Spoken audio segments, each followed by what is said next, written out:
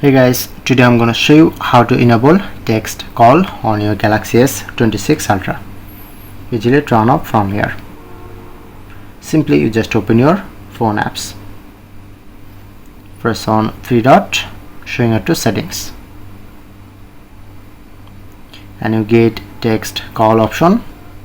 Press on and make sure to turn on this. Okay? And you just select language.